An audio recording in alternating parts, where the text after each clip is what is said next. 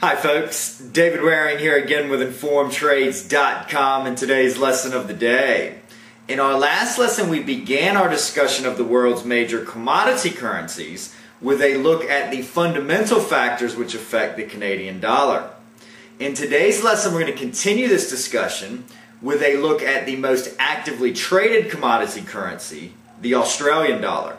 So let's get started. Like Canada, Australia's economy is a service-based economy, with over 68% of GDP coming from the service sector. Although agriculture and mining account for only 4.7% of Australian GDP, they account for over 65% of the country's exports. This makes the currency highly sensitive to increases or decreases in the price of commodities, especially gold, as Australia is the world's third largest exporter of gold. While the country and the currency are similar to Canada and the Canadian dollar in many ways, a primary difference is the trade relationships that Australia has developed with Asia, and in particular Japan and China, which represent its two largest export markets. This gives the currency a unique exposure to Asia, which generally does not exist with the other non-Asian currencies we've studied up to this point.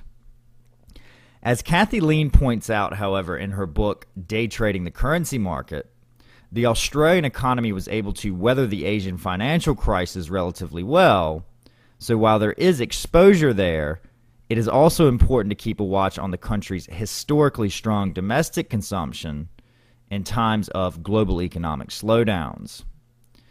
The last major factor to keep in mind about the Australian dollar is that Australia has one of the highest interest rates in the developed world, currently at 7.25% as of this lesson. This has made the currency one of the primary beneficiaries of carry trade flows, which we learned about in my three-part series on the carry trade in Module 3 of this course.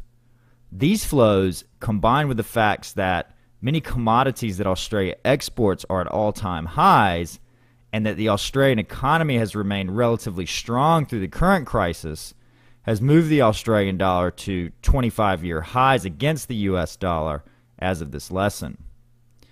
As with the other currencies we've studied, in the interest of maximizing our learning, I'm going to defer to FX Word's Australian Economic Indicator page for more information on the important Australian economic indicators.